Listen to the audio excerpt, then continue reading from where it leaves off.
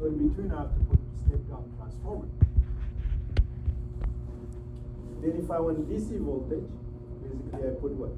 Diodes or rectifiers. And then, because rectifiers give me what? Pulsating DC.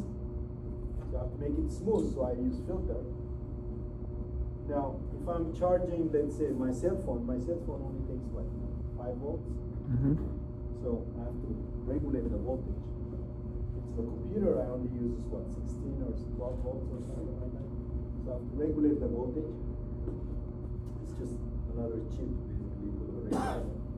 And then, or you can regulate in different forms. So basically, some goes to the cell phone, some goes to the computer, some goes to basically divided different voltages.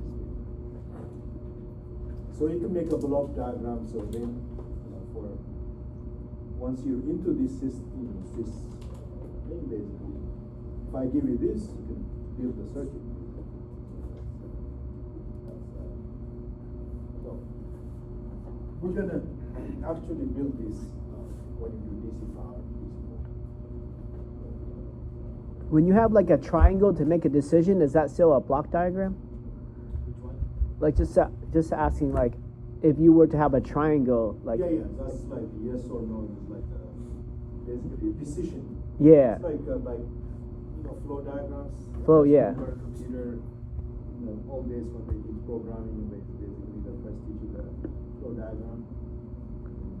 so that's just different from a block diagram, a flow diagram. Yes. Okay, That's called the flow diagram. it's coming. It's a flow chart.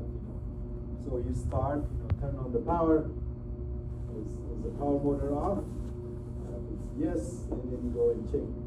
Basically, this is for diagnostic. You check the issue. The power is off.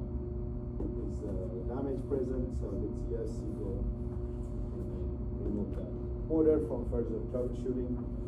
If it's no, with thermal switch tripped. It's yes. Reset it. Basically, a lot of thermal switch, you can reset them. If not, you measure the voltage. If thermal switch is not giving you enough power, the voltage is 10% of the motor rating.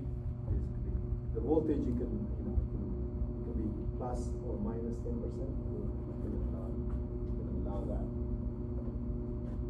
Just basically check to ensure that the power is in. If not a problem, but something else. So you just replace the parts. So this is what's called the flow chart.